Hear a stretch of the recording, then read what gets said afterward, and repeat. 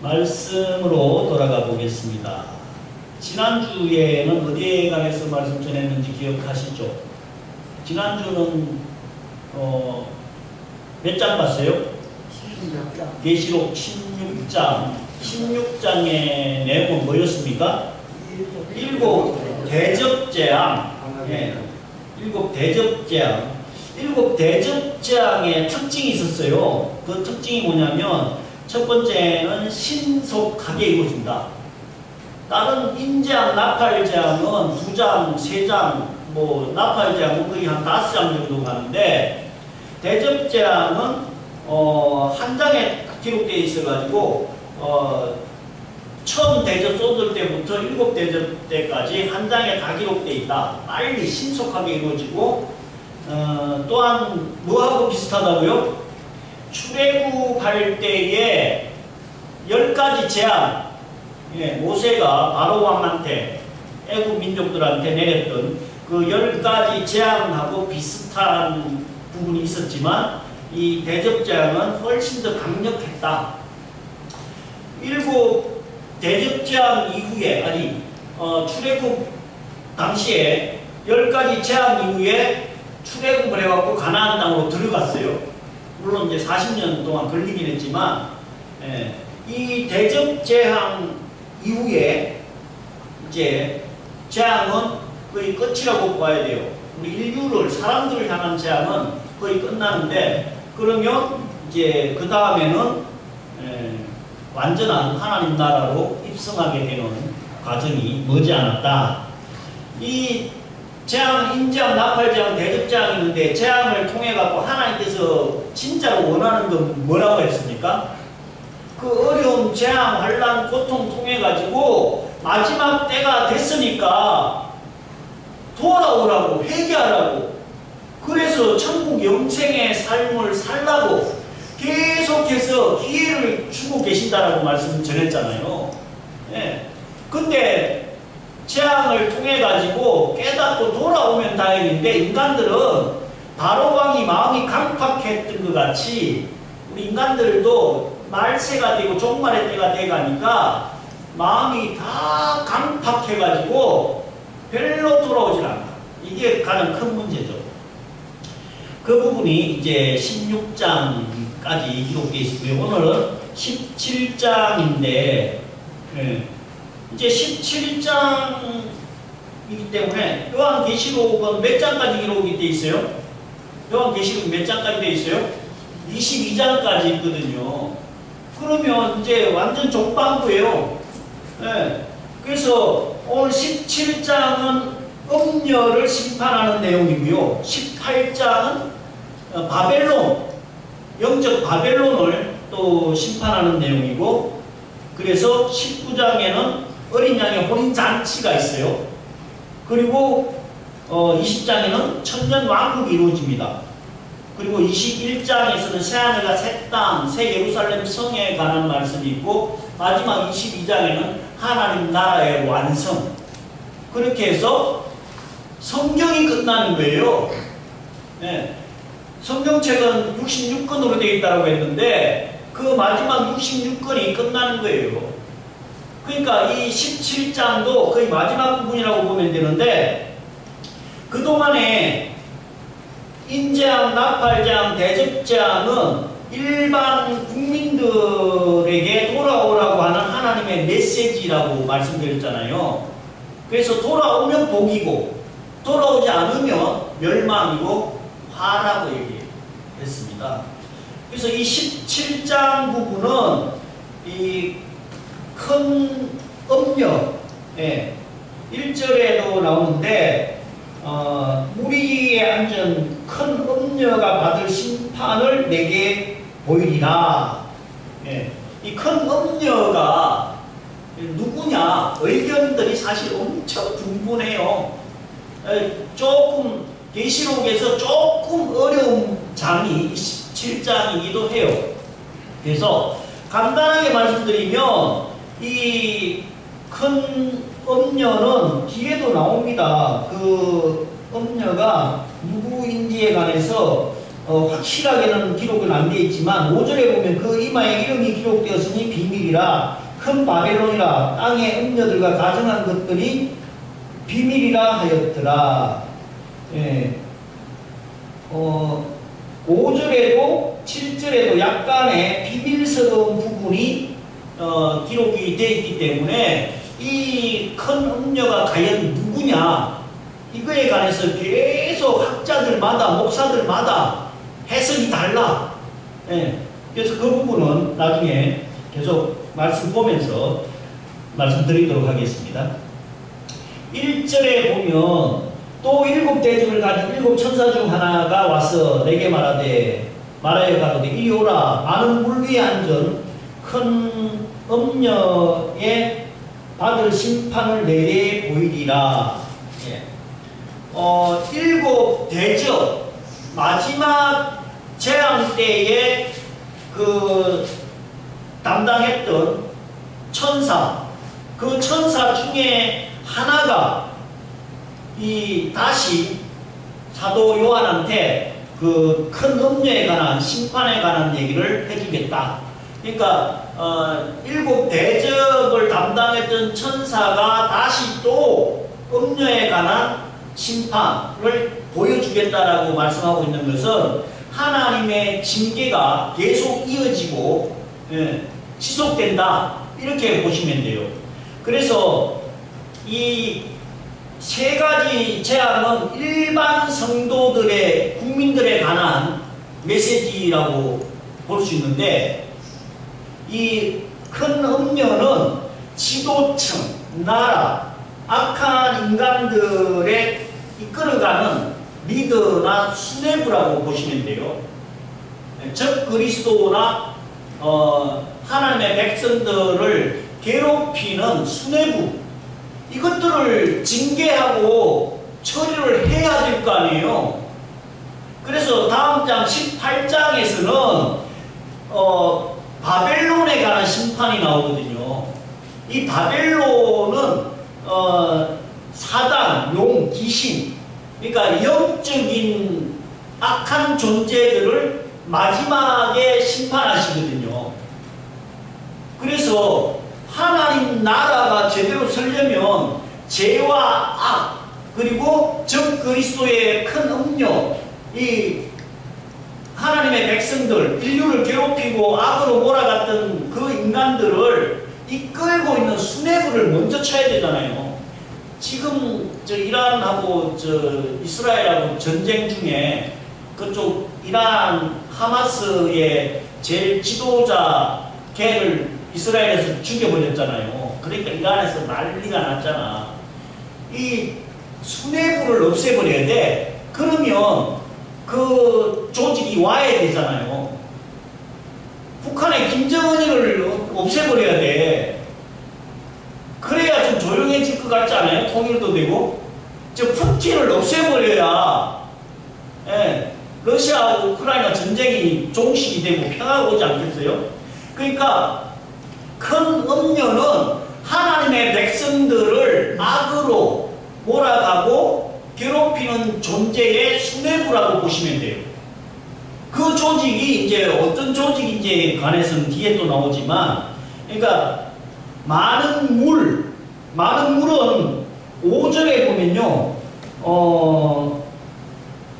그 이마에 이름이 기록되신 비밀이라 큰 바벨론이라 이런 땅에 음녀들이 가정한 것들의 음이라. 이 큰 물에 관한 말씀이 누군지에 관해서 기록을 하고 있는데요. 큰 물은 누구냐 하면 15절에 있네요. 15절에 보면 또 천사가 내게 말하되 내가 본 바 음녀의 안전 물은 그 뒤에 백성과 무리와 열국과 방언들이라. 큰 물은 백성과 무리와 방언들. 그러니까 이 세상 인류를 장악하고 있는 누구예요? 큰 음녀다. 앞으로 이제 전 세계를 이끌어갈 그런 그 큰 음녀가 나타난다는 거예요. 그 큰 음녀가 나타나가지고 온 백성들을 괴롭히어서 하나님을 대적하고 하나님과 싸우는 존재가 나타난다는 거예요. 그래서 3절에 보면 곧 2절 땅의 임금들도 그로 더불어 음행하였고 땅에 거하는 자들도 그 음행에 포도주에 취하였다 하고, 네. 땅의 임금들과 더불어서 음행했다. 땅의 임금들 하면은요, 각 나라의 요즘으로 얘기하면 대통령, 예, 국가 지도부들 있잖아요. 이 국가 지도부들이 이 큰 음녀하고 결탁해가지고 같이 백성들을 괴롭히는 그런 상황이 나타나는데, 3절에 보면 곧 성령이 나를 데리고 광야로 가니라. 내가 보니 여자가 붉은빛 짐승을 탔는데 그 짐승의 몸에 참남된 이름이 가득하고 7머리와 10뿔이 있다. 예. 그 여자가 붉은빛 짐승을 탔다. 예. 이 여자는 큰 음녀고 붉은빛 짐승, 즉 그리스도라고 얘기했잖아요.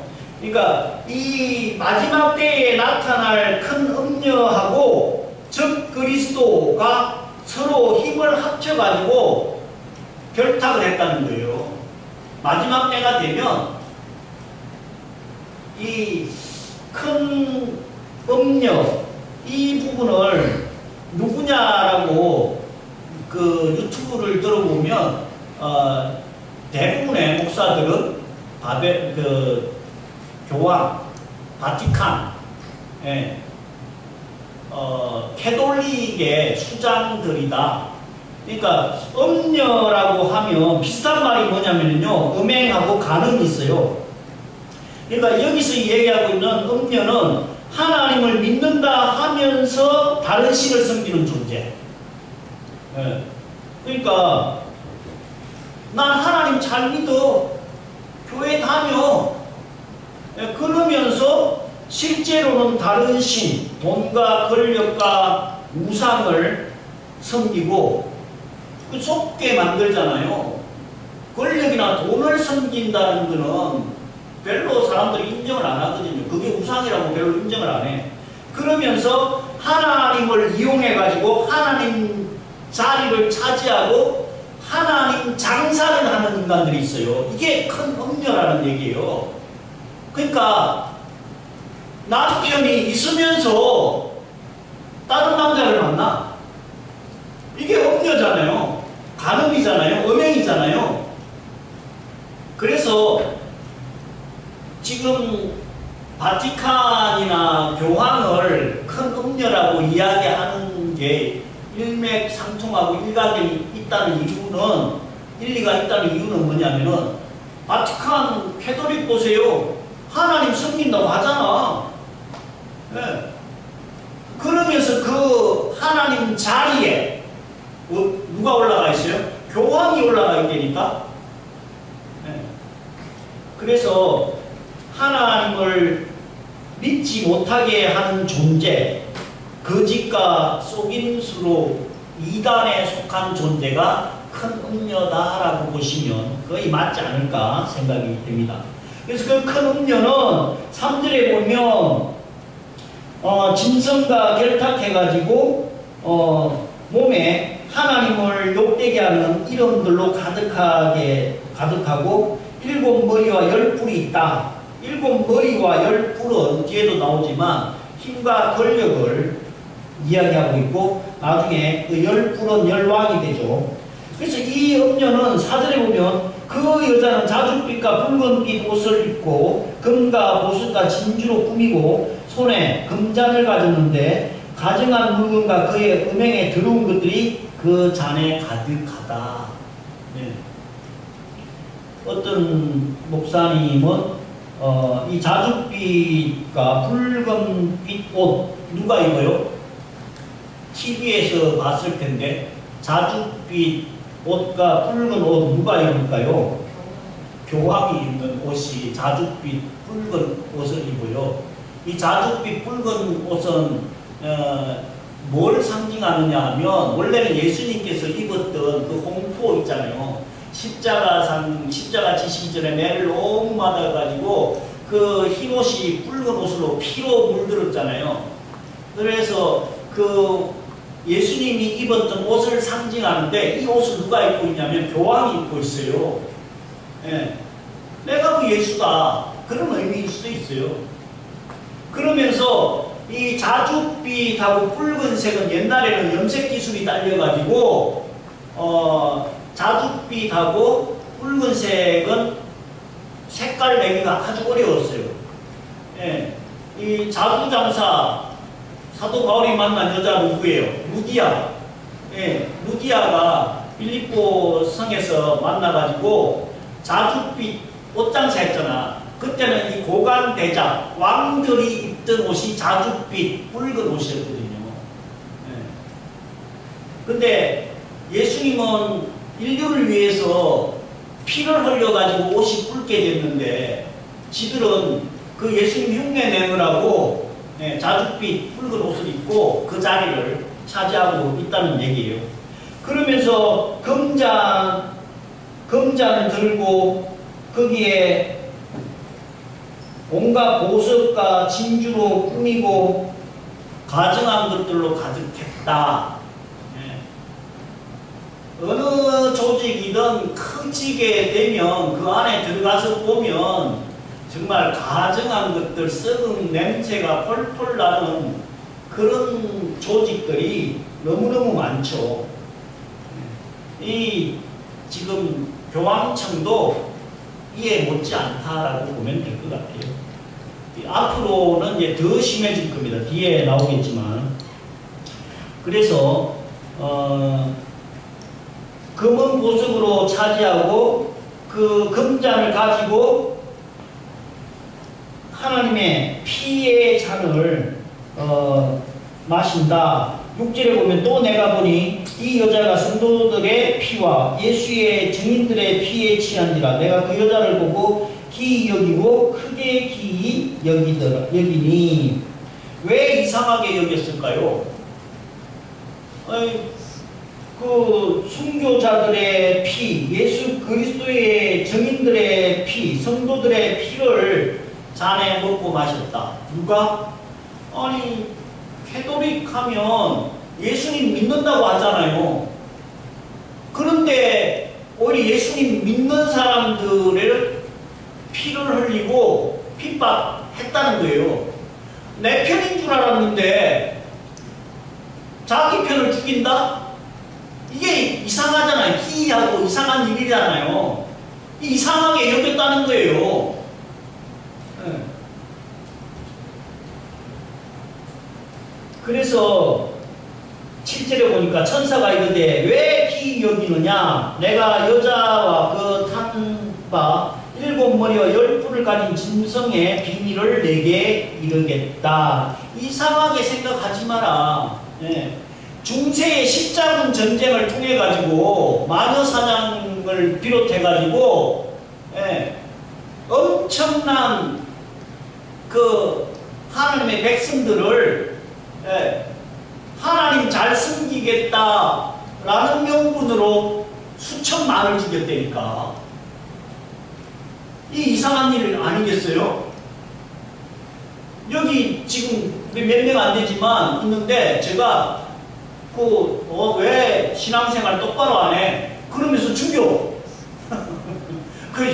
다른 사람이 보면 얼마나 이상하게 보이겠냐고. 그런 얘기라는 거예요.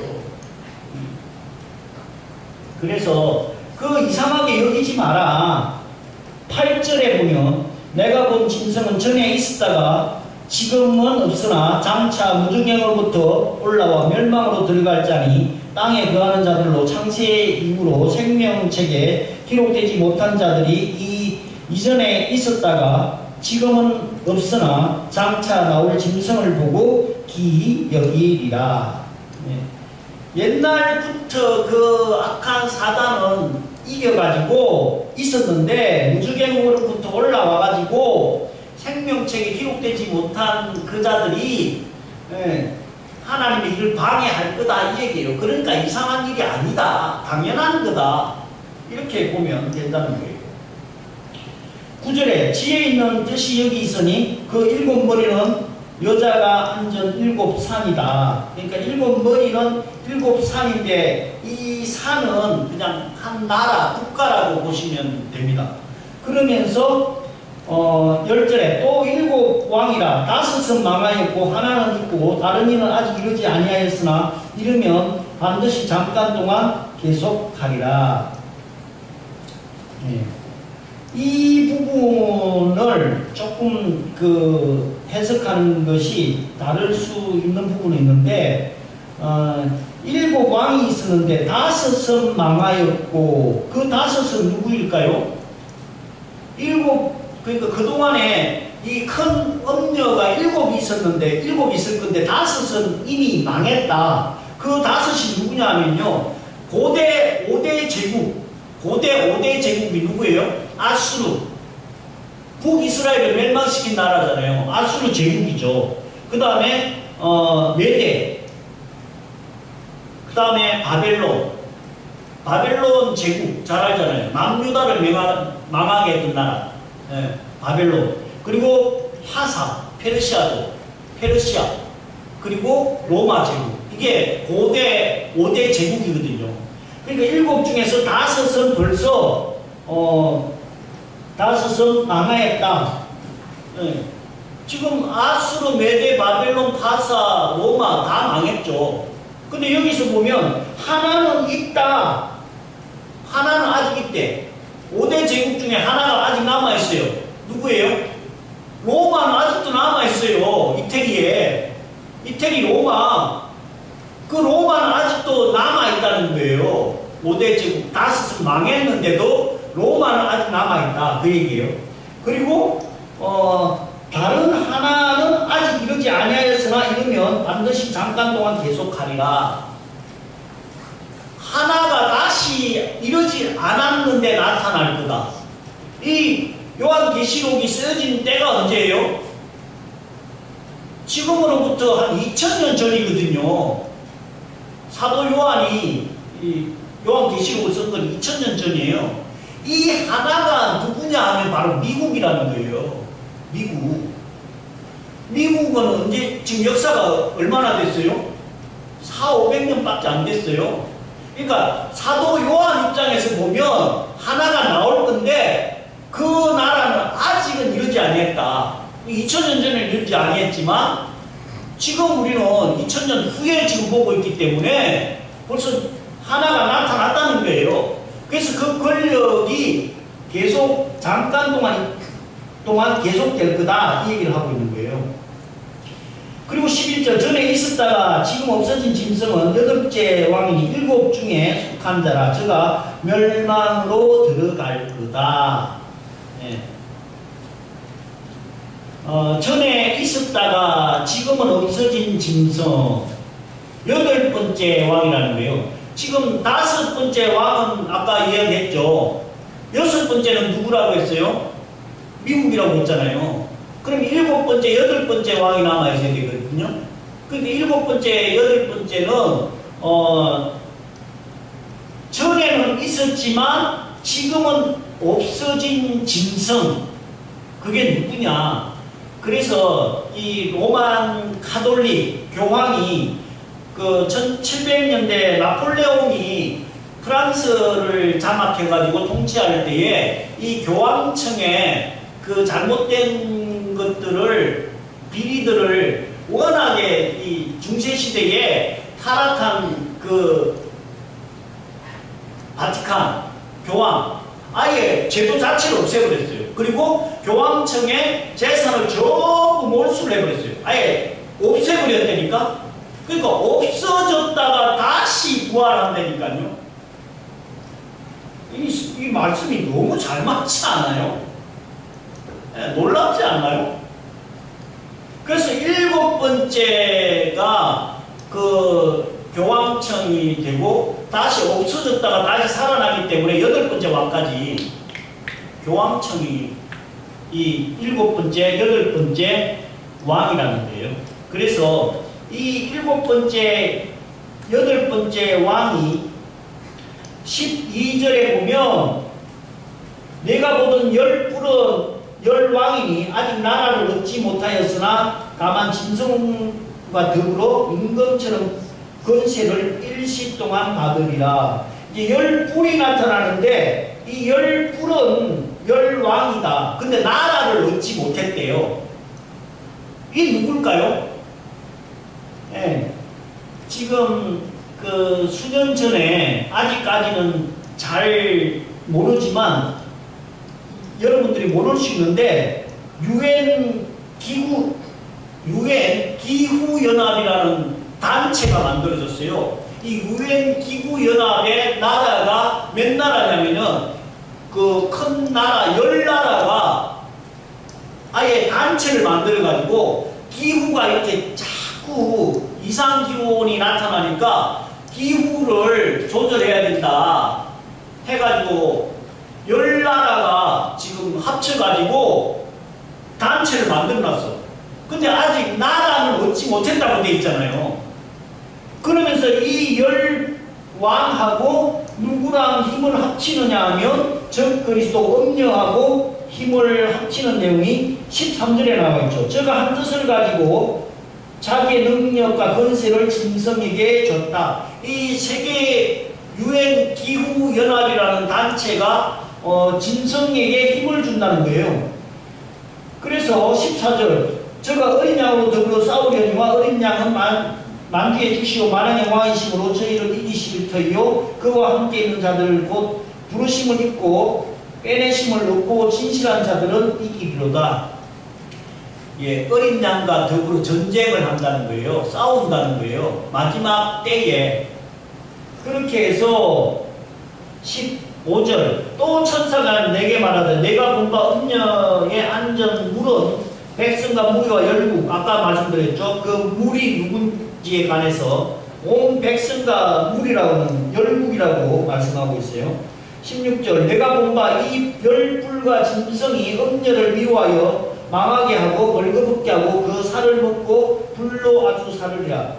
이 음녀하고 짐승이 처음에는 적과의 동침으로 힘을 합쳐가지고 하나님하고 대적해가 싸웠는데 이제 지들끼리 싸운다는 거예요. 음녀하고 열뿔하고 또 싸우는 거예요. 그렇게 하고 서로 싸워가지고 아예 불사러지고 멸망을 당한다는 거예요.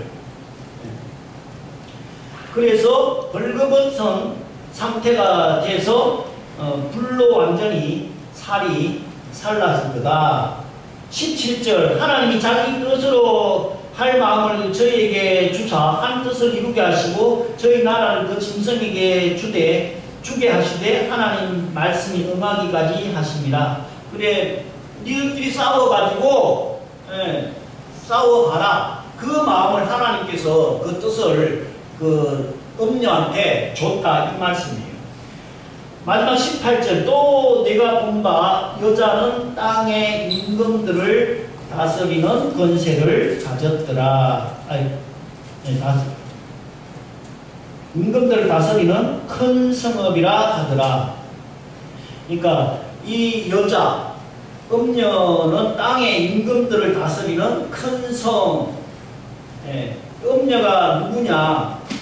큰 성인데 옛날에는 성으로 이렇게 돼 있었으니까 큰 도시, 이게 큰 성이 바로 음녀인데 로마, 이태리 로마에 가면 바티칸이라는 데가 있는데 교황이 사는 나라죠.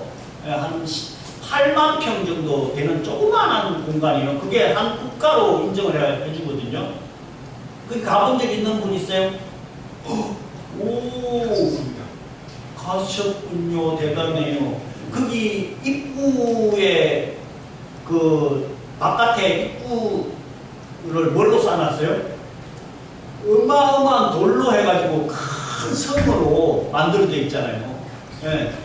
그 바티칸이 아예 성으로 돼 있어요. 돌로. 높이가 엄청 높아요. 그죠? 예? 저도 가봤거든요. 아, 그래요? 예, 저도 가봤어요.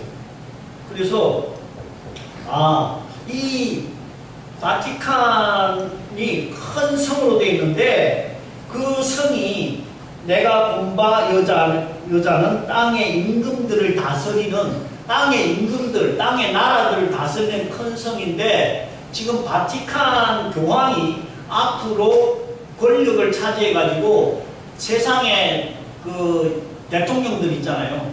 임금들, 그 임금들을 다스리는 위치가 분명히 된다는 거예요. 미국 대통령하고 교황의 힘이 막강해지는 때가 마지막 때가 되면 커진다는 그런 얘기예요. 그래서 교황청도 사실은 바티칸도 크지만 큰 성이라고 하면 옛날에는 그냥 도시를 얘기했고 지금의 큰 성, 도시, 세상에서 제일 큰 도시가 어디예요?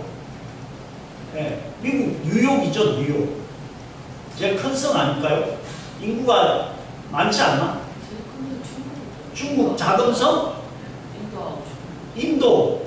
아니 성, 도시, 나라 전체의 인구는 뭐 인도나 중국이 많이 있지만 그 큰 성읍들이 결국은 음녀의 역할을 감당하게 된다 이렇게 보시면 맞다는 거예요.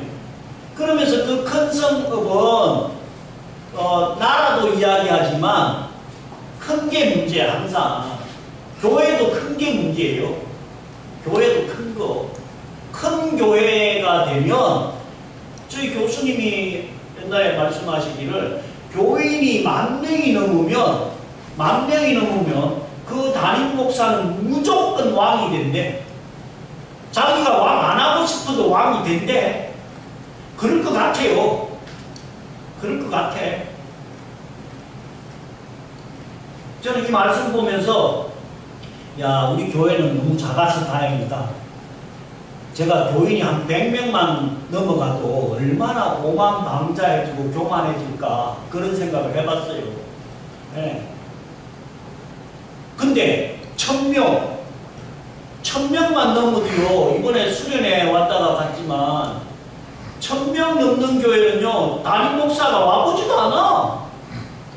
그 청년부 뭐 중고등부 수련회 한다고 해도 담당 목사한테 그냥 맡겨버리고 내가 어떻게 바쁜데 그런 데까지 관여를 하겠어? 안 와. 부목사 그냥 시켜버려. 뭘 하든 말든 그냥 냅둬버려. 큰 게 문제라니까. 근데 5,000명, 10,000명 넘어가봐. 큰 문제, 큰 문제.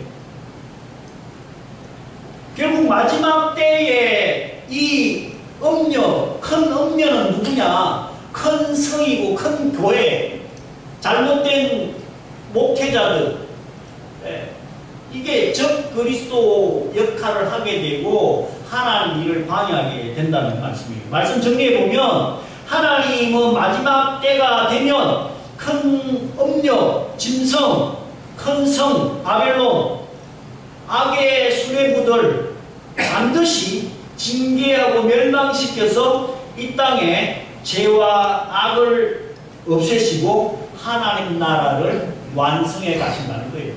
하나님 나라가 되려면 어떻게 해야 돼요? 죄와 악을 제거를 해야 하나님 나라가 제대로 쓸 거 아니에요. 그래서 하나님은 이 세 가지 임나팔 대접장을 통해 가지고 그냥 일반 백성들 심판하고 징계하고 돌아올 기회를 주고 그 다음에는 그 백성들을 미혹했던 수뇌부, 큰 음녀, 그 다음에 적 그리스도, 그 다음에 누구예요?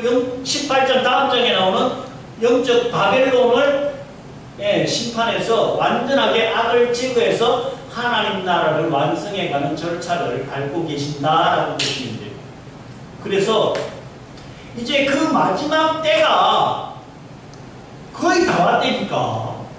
거의 다 왔어요. 이 말씀 잘 기억해서 지난주에도 말씀드렸지만 계시록을 계속 전하는 이유가 뭐라고요?